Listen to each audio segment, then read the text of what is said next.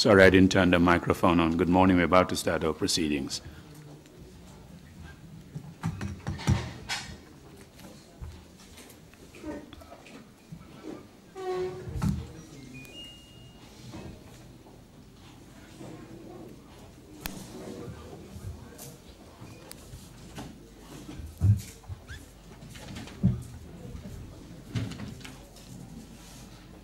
Shall we go on now? Are the technicians ready? Fine. Welcome back to the TRRC. This is the beginning of our second session. The first session, we remember, we concluded that around the 31st of January. We had one or two things that held us up a little bit, but we shouldered them through that first session. But before we continue with our proceedings for today, I just would want to read on behalf of the Commission a statement that we wanted them to put on record. As we embark on this second session of the TRRC hearings, please allow us to update the public on the modest progress we have made so far. In spite of a few technological hitches, our first session, which focused on the July 1994 coup, most of them serving or retired officers of the Gambia security forces. The evidence that came from these testimonies puts the Commission in a good position to establish a reasonably accurate historical record of how and why the coup of July 22nd, 1994 happened,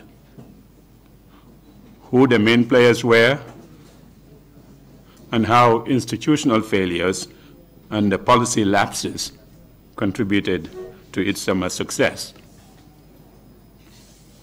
A good picture also emerges of the nature and the extent of human rights violations that occurred during and immediately after the coup.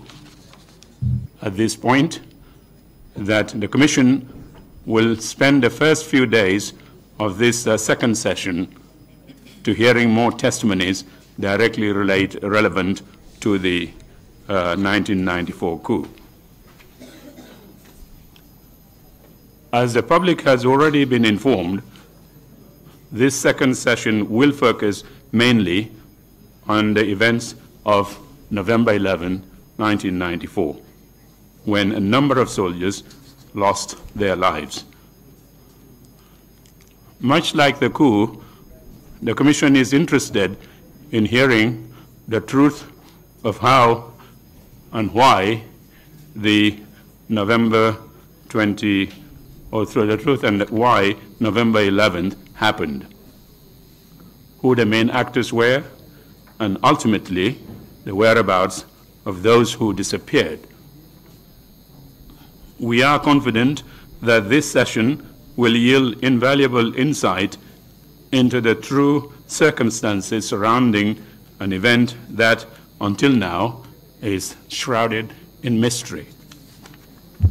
We invite the general public to help us get to the bottom of what happened on November 11, 1990.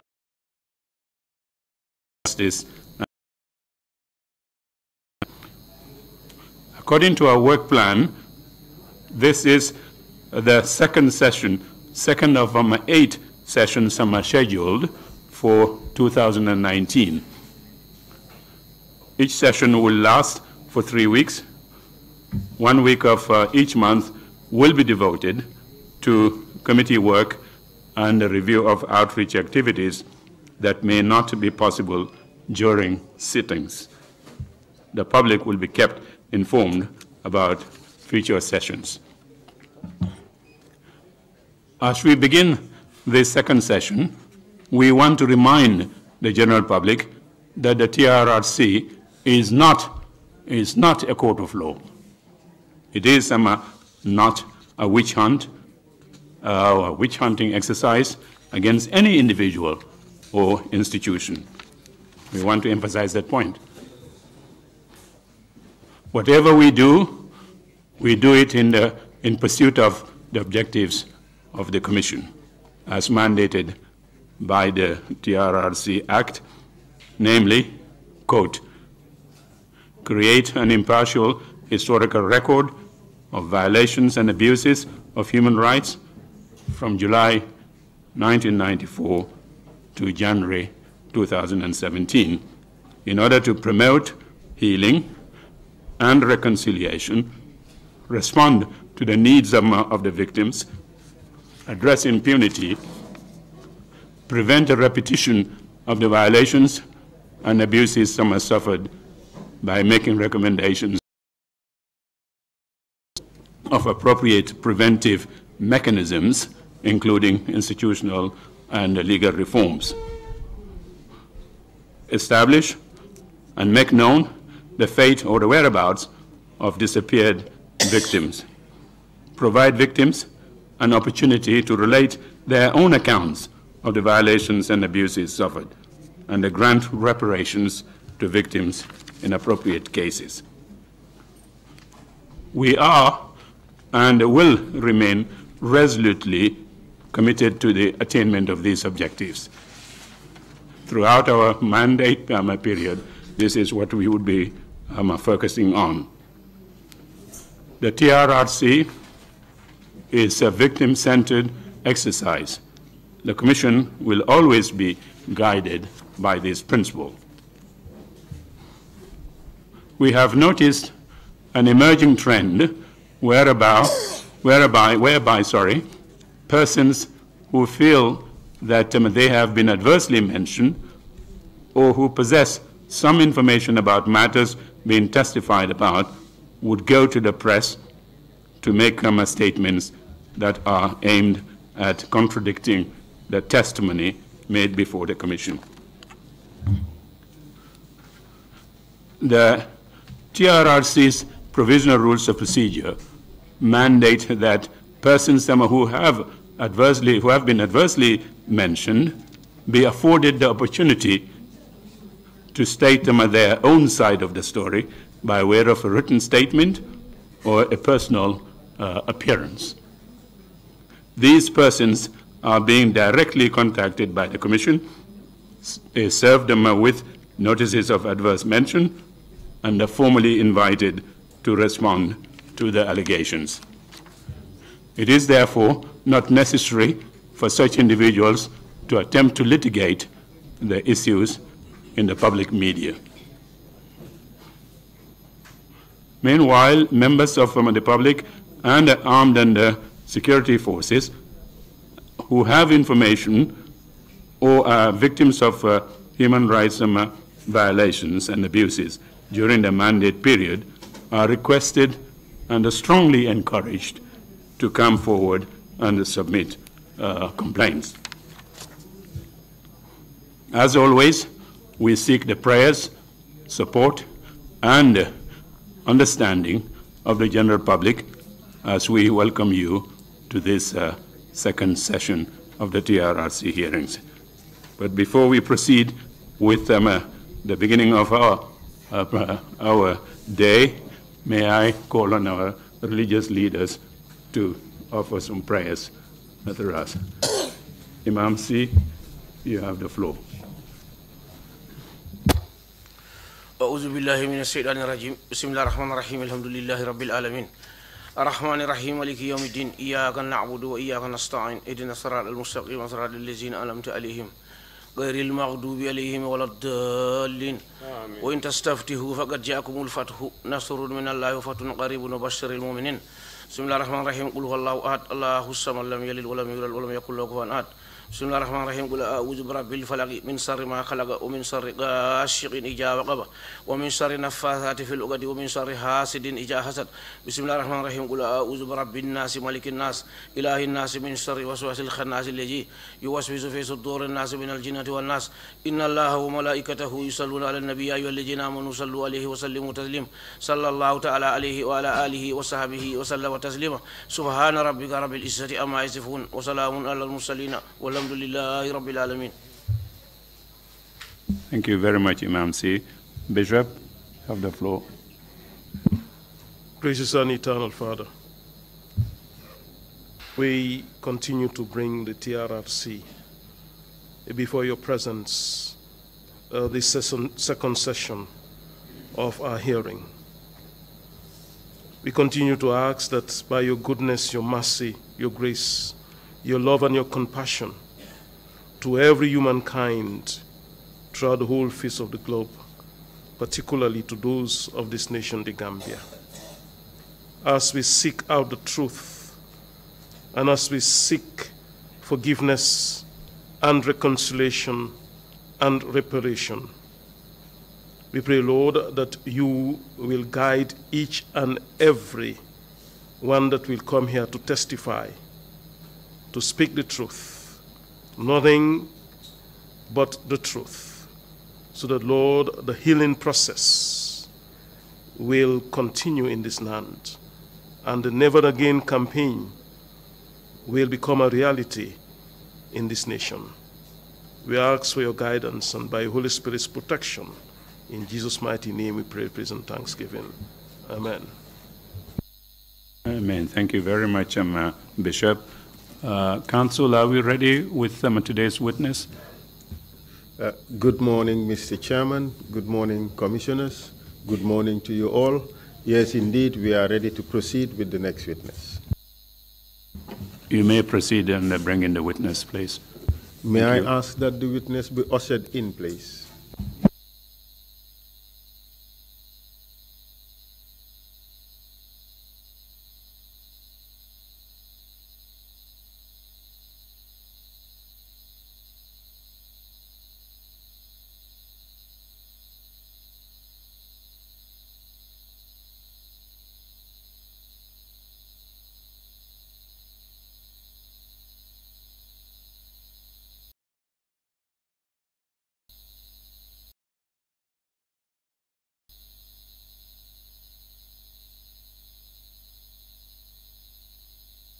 Kindly swear in the witness, please.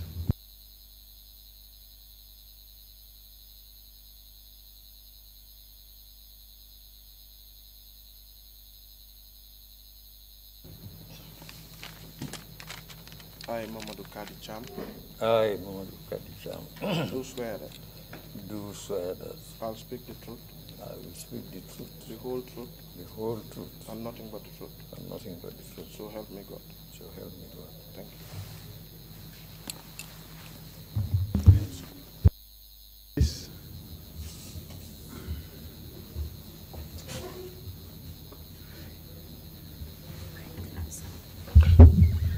Good morning, Mr. Cham. Thank you for agreeing to come and testify before the TRRC. You have been briefed earlier about the use of the microphone.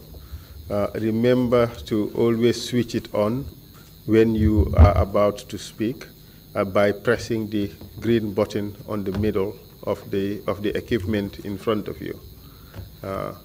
Also do allow for 3 seconds or 5 seconds between our speeches. I'd also do the same. I understand you speak very fast, very comfortable with your subject matter, but please, on this particular occasion, speak a bit slowly.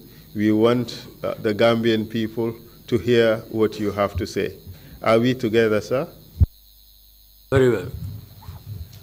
Thank you. Turn off the microphone after your speech. Thank you, sir.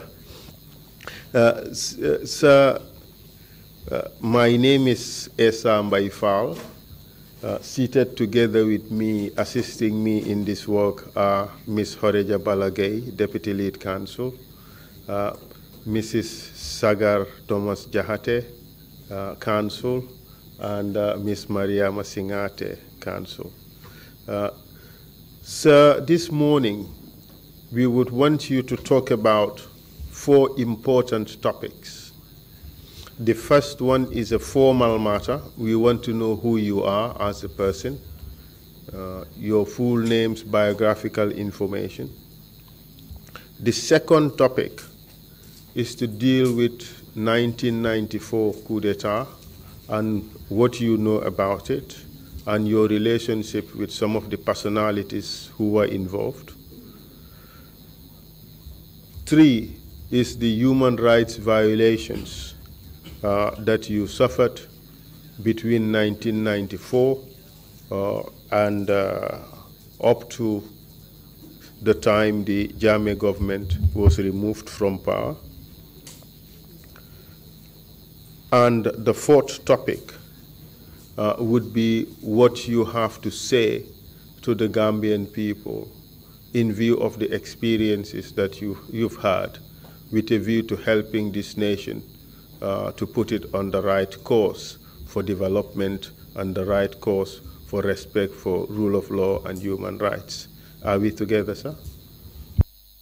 Yes, we are. Thank you. Can you kindly tell us your full names, please?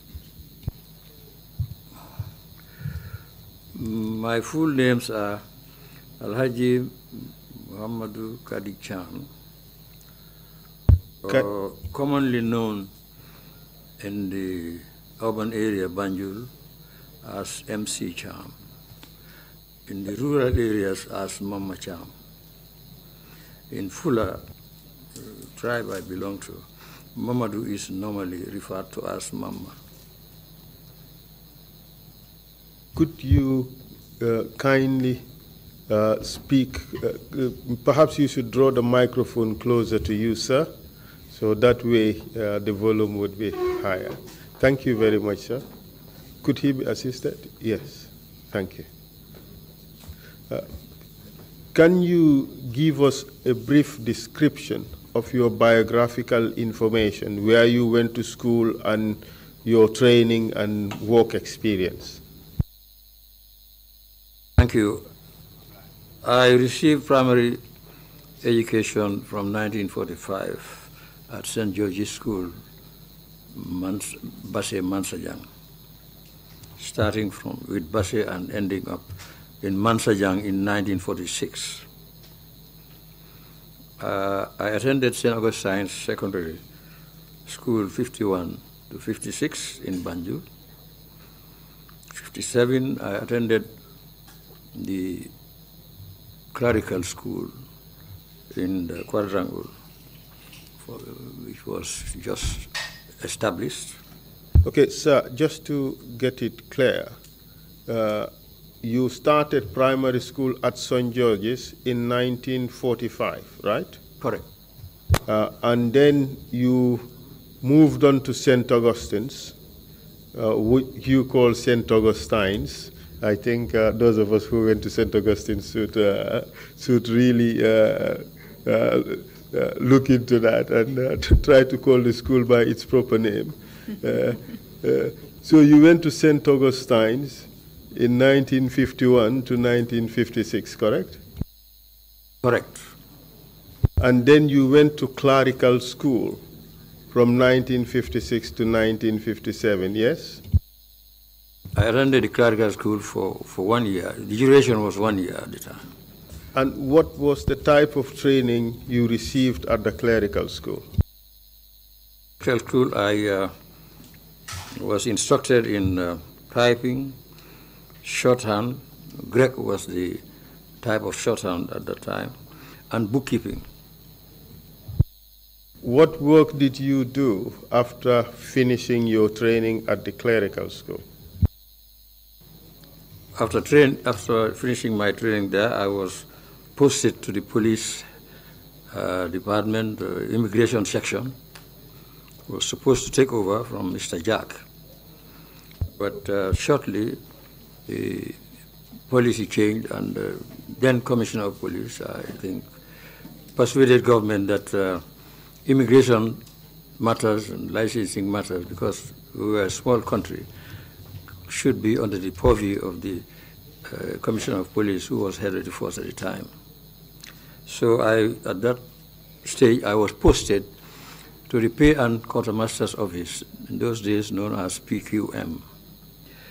This office was responsible for the payroll, pensions, stores, indenting, including administration. In those days, all government purchases abroad were done through the Crown agents. Whatever was needed by whatever department, the indenting was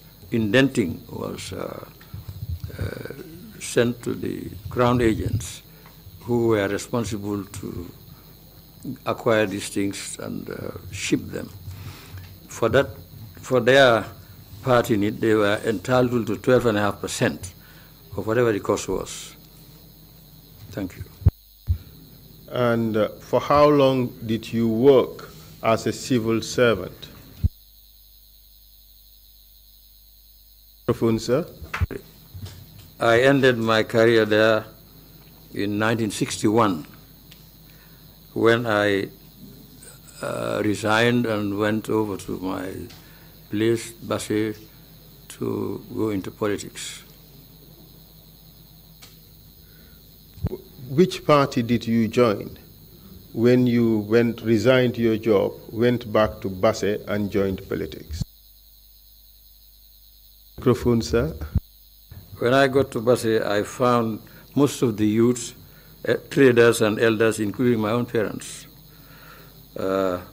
members of the United Party that was headed by the late P.S. Njai.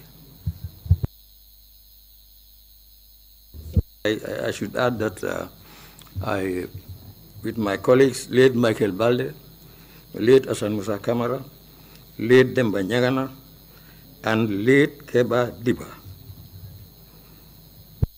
Sir, I noticed that you have a copy of your statement, and you are referring to it to make this testimony. I'll just encourage you to put it aside a little bit and just speak, just answer the questions that I have to ask. I am certain that you would be able to answer without referring to it. But if we need for you to refer to the statement, we would let you do so. But for the meantime, just answer the questions without looking at the statement. Can you do that, sir? Very well. Thank you very much, sir. You said when you went to Basse, you found that many of the people you knew belongs to the United Party, and you also joined the United Party. Is that correct, sir? Very correct. Which year excuse me, let me rephrase this. Did you have the opportunity to contest in any elections while in Basse? Microphone, sir. Yes, the answer is, I contested the 1962 general elections. It was when the franchise was first extended to the rural areas. In which constituency, sir? In the constituency of Tumana. I assume under the UDP party, correct? Sorry, UP party. Sorry, I'm just coming from Freetown and this of UD. Sorry about that, my own lapse. The UP party, right? Can you tell us briefly about the leadership of the UP party at the time? The United Party was headed by the late P.S. Njai, and he had at that time the deputy leader was Rene Blaine of blessed memory. But later on, it changed, and Idi Njai became the leader. Now, Secretary General was John Foster, late John Foster, and Treasurer, I think, was Musa Job, and was a host of other executive members, including myself, including all the elected members of parliament and the elected members of Batos Town Council. At this stage, who was the highest Gambian working in government? Who was the Gambian who occupied the highest position in government, and what was the name of this position? Sir. P.S. Njai was the first chief minister in 1961, I think, up to the succeeding elections, just before the succeeding elections. He was the chief minister, and D.K. Jawara, David Jawara, was one of the ministers. I remember Michael Balde and H.O. Semekejane were members of the cabinet. The cabinet in those days was headed by the governor, and the chief minister, which is a post preceding, in order of precedence, came first, according to the constitutional setup at the time. And with constitutional improvements, you have a premier, and then you have prime minister, and whatsoever. But P.S. Njai was the first chief minister who headed government at that time. Thank you very much, sir. This is very interesting. It talks about the constitutional developments in Gambia at the pre-independence period. So in 1962, you contested the seat in Tumana constituency. What was the outcome of that election, sir? Turn on your microphone, sir. And yes, perhaps maybe you should leave it on. I'm very new to this discipline. Yes, leave it on. It's all right. And the outcome was the Progressive People Party, that was headed by David Jawara, won 17 seats. The United Party was headed by P.S. Njai, who won 13 seats. Before the convening of Parliament, the late Honorable A.B. Njai, veteran politician and elder statesman, had won for Democratic Congress Alliance one Banjul seat known as the Banjul Central. A couple of months, barely before the opening of Parliament, he crossed over, resigned from the alliance, and crossed over to PPP, which took their number to 18 against 13. In those days, the chiefs had their own electoral college. They were 25 in number, and they used to elect 8. That was introduced by the chief minister at the time. Now, there was a bit of wrangling. The chiefs, at the beginning, threw their allegiance to the United Party, which have given them 21. But I will not want to give an opinion on my next statements. Politics is of some interesting nature sometimes.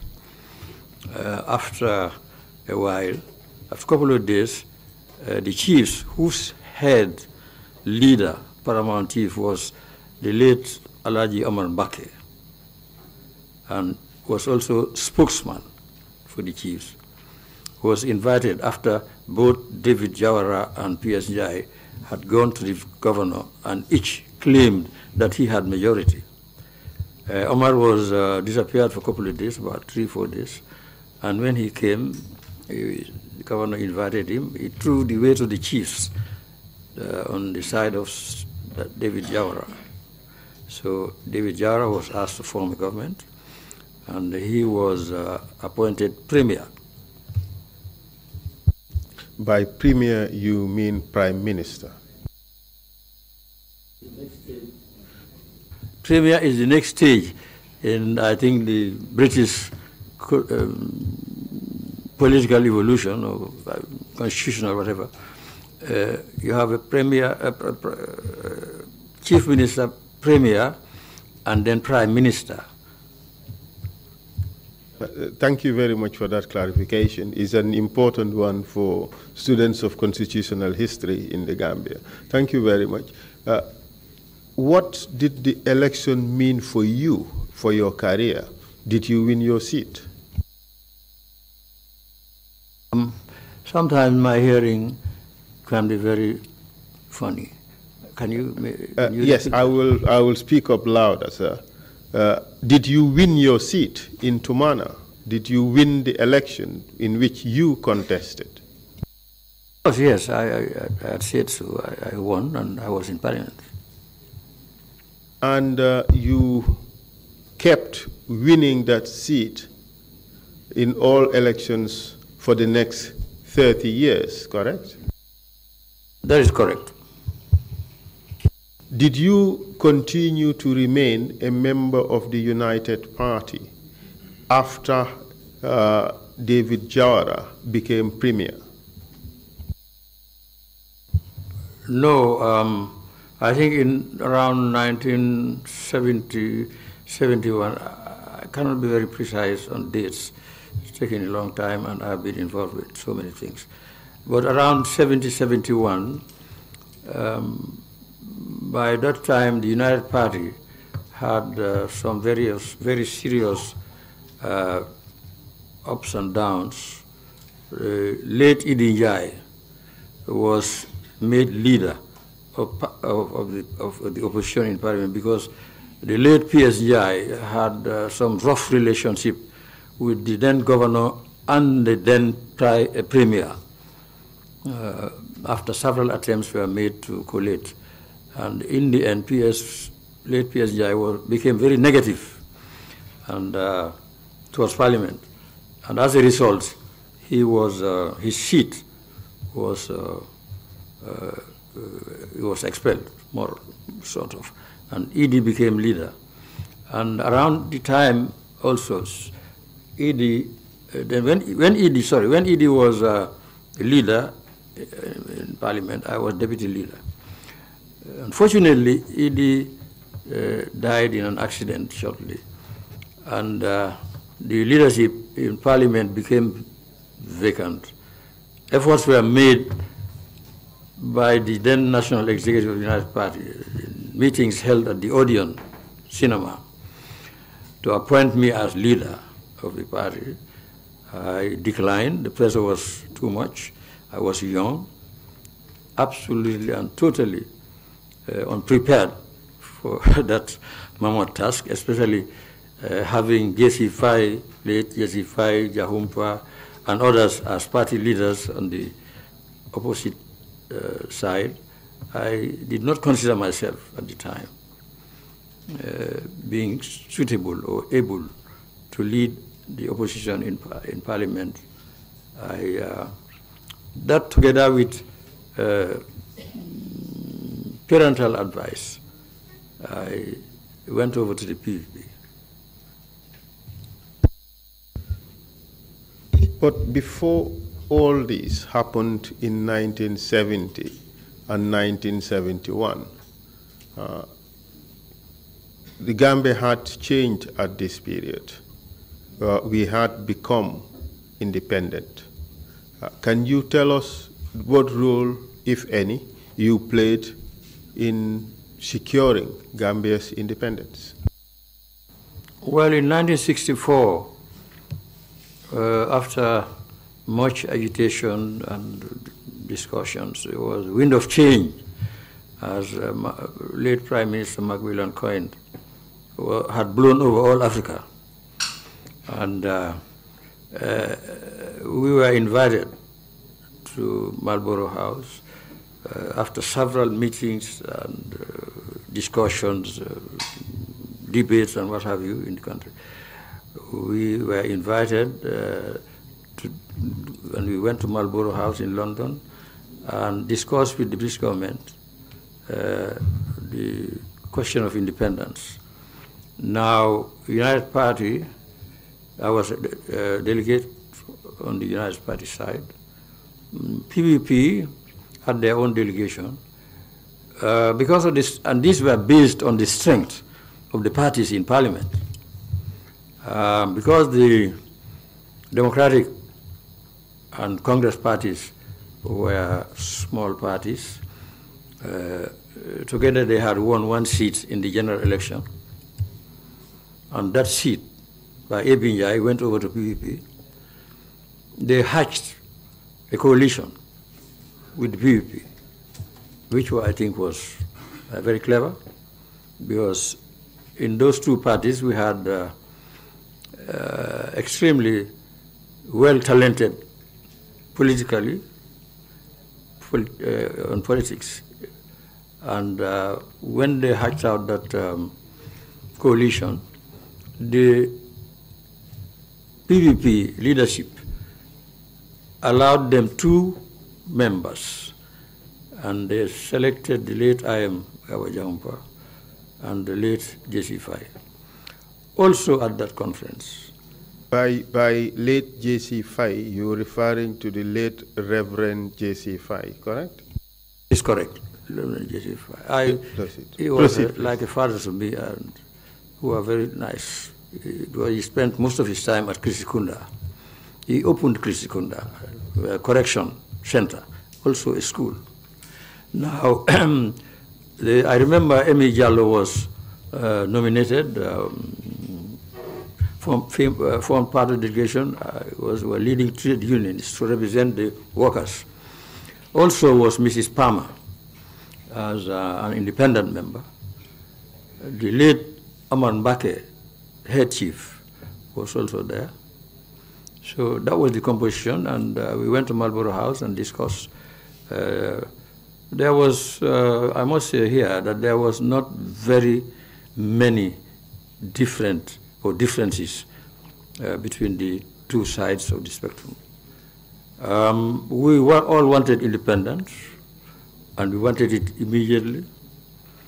But what type of independence did we want? My side, the United Party, which was in opposition, wanted a monarchical system independence. That is, you are independent, fully fledged, you run your affairs wholly and totally.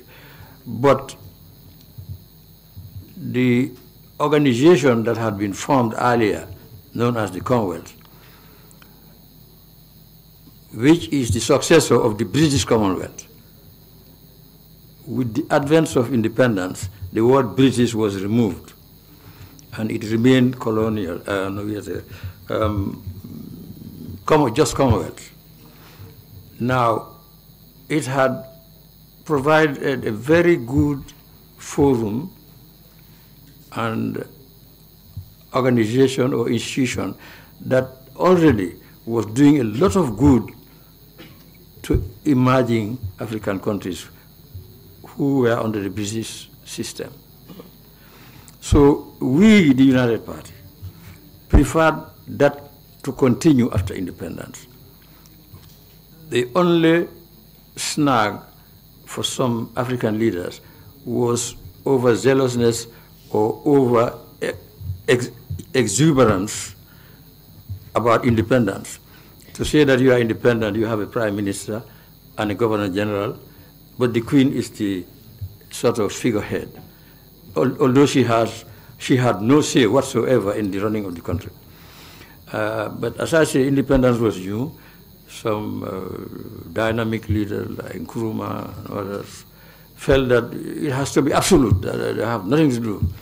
which on hindsight people know did not carry much merit. So that was our stance.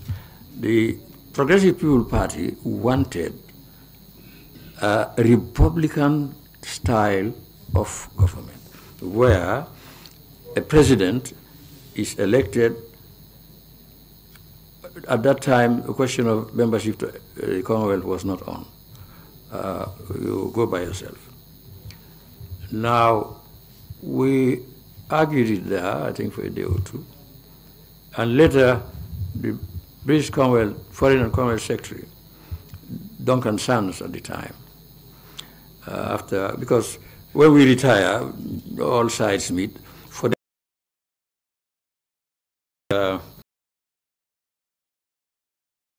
so after we retired, we positions in the House of Lords, and there was another minor, not quite minor, but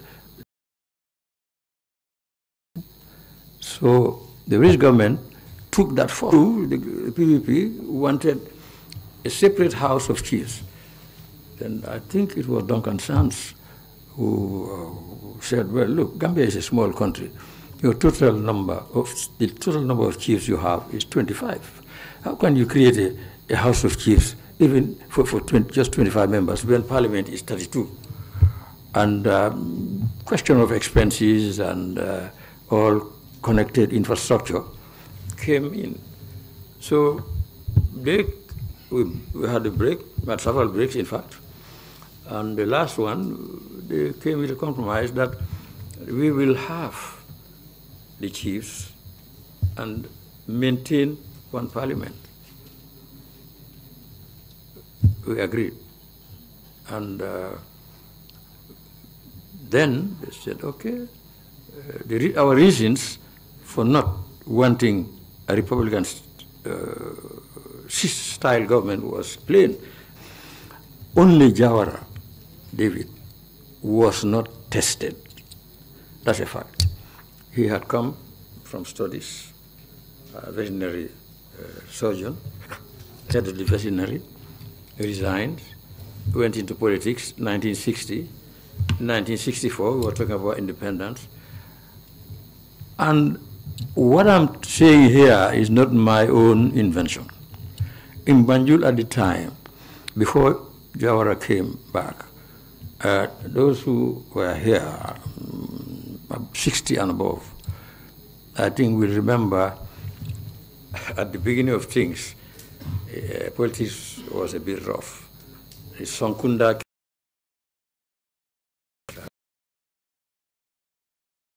members for the PPP. Saying this to history should not be doctored for any reason. People in Banjul in those days, and many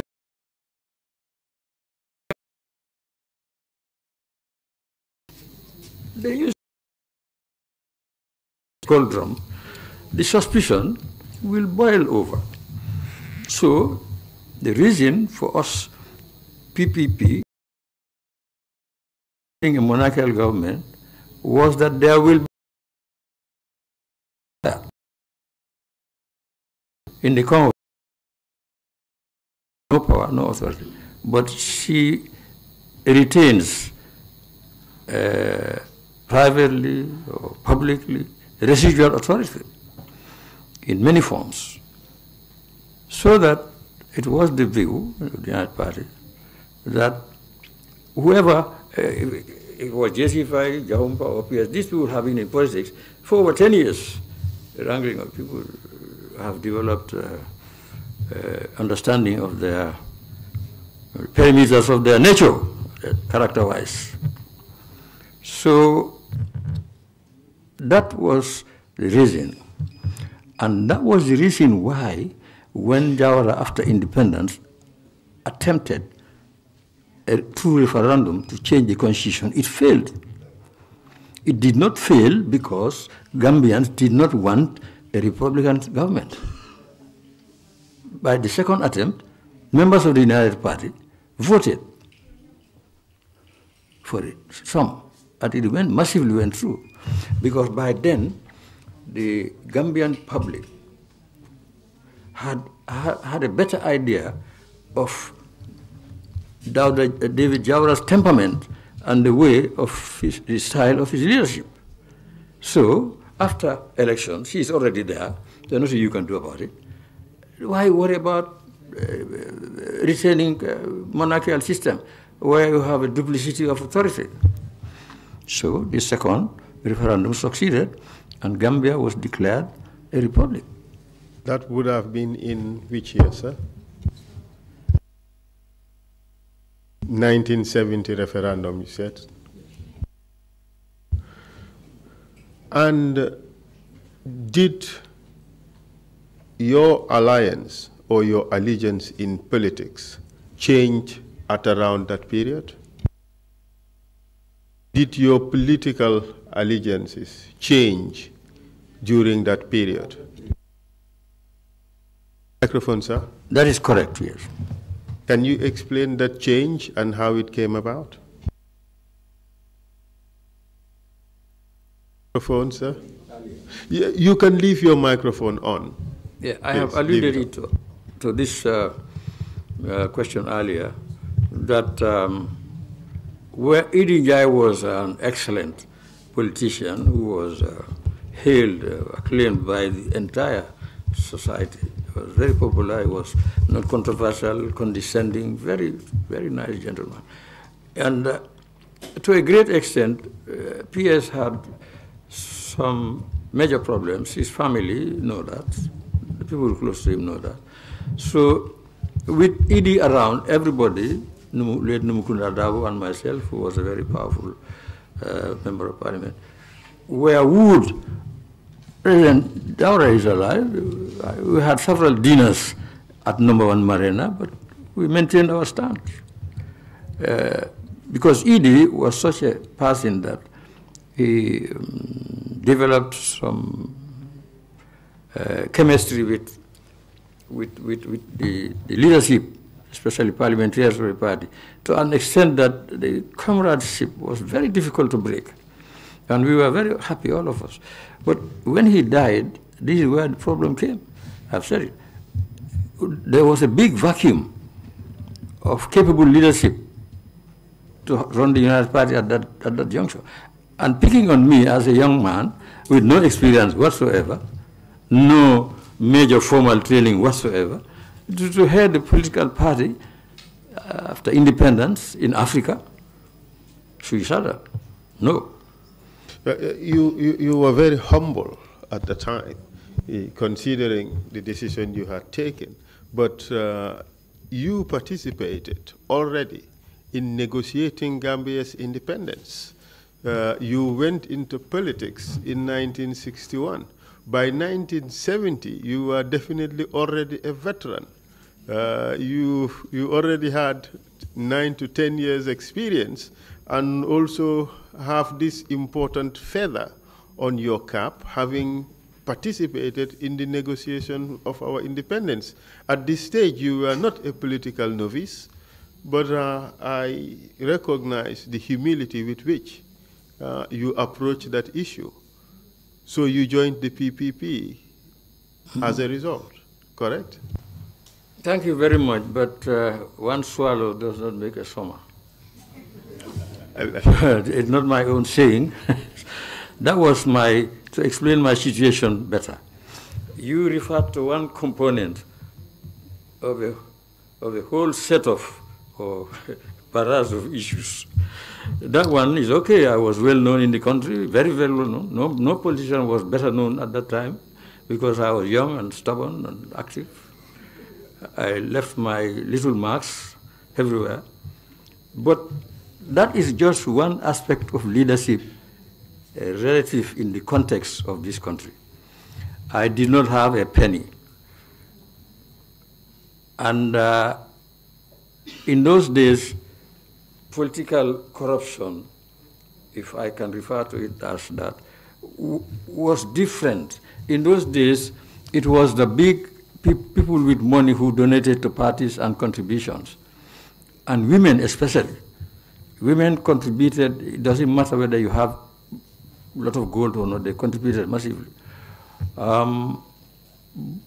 But the public, the population, especially in the provinces, they give you money to buy petrol because you are using bicycles, and we charter, hire trucks or kit cars. But they give you fuel, they give you a bull, they give you, all of us, you have had about 50, 80 bulls. By the time, that generation faded away. So that the voters, majority of Gambian voters, were supporting their MPs because they didn't have. In Banjul, there was an element of Njigi Guru and what have you, because better financially. So that really, not only for me, but even if I had a ton of degrees, university, acclaimed universities, I could not, and I would not have access to leadership. Even if I had had 30 years experience with my financial situation at that time, would have been suicidal. I cannot. And nobody in my state would have done it. So this is my answer, if it satisfies. Thank you very much, sir. Yeah. Then you joined the PPP in 1970, is that right? Yes, around that time.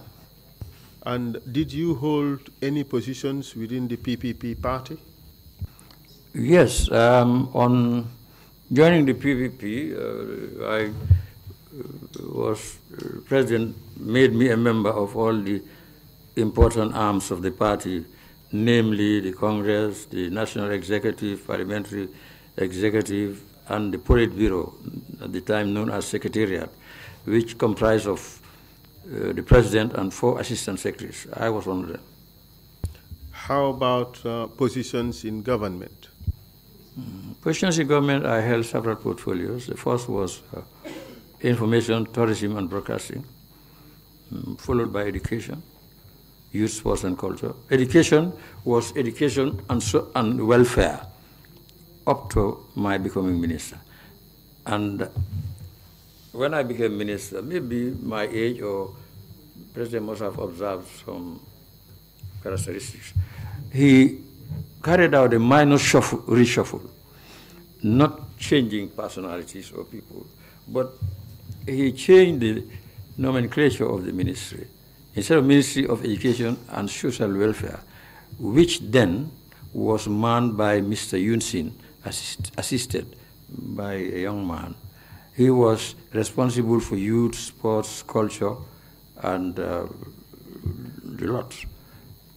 With that minor reshuffle, President introduced Minister of Education, Youth, Sports, and Culture. And the second year or so, we organized for the first time the Youth Week, which was very popular. It was to galvanize the youth and get them ready for future undertakings because they were just all about, not organized. And also the sports aspect, a youth officer was appointed in the passing of Ibumbenga, late Ibumbenga. Sports, Cherno Ture, who during the junta was ambassador, was made sports officer. He was a PE expert. Culture, Alaji Mbai Chow, who with Seni Seka and others during independence were really doing very, very well for culture. In fact, they had relationship with Senegal and they were having these national troops and ballets and what have you. So Mbai Chow was elected cultural officer. Late Omar Sy, at one time foreign minister, was also had done much in sports and related matters, was appointed director under the minister. And during that time, cultural festival, Youth Week, Sports Council were formed for the first time in this country. As a result, I remained in that ministry for 5 years, the longest you can have a whole term. And where did you move to after 5 years at the Ministry of Education, Youth, Sports and Culture? I went to Economic Planning and Industrial Development. Was newly created. That was up to 1977. That was for a year. Yes, in 1977. And what happened after that? I was appointed Minister of Finance and Trade. That was in which year? I think it was end of 77 up to 81, just 2 months before Kukoi. And did you hold any other cabinet position in government after that? Minister of Works and Communications was my last. Which year was that? I know it ended in 1990. That's right. It would have started in 1987. Is that right? Yes. Now, you know that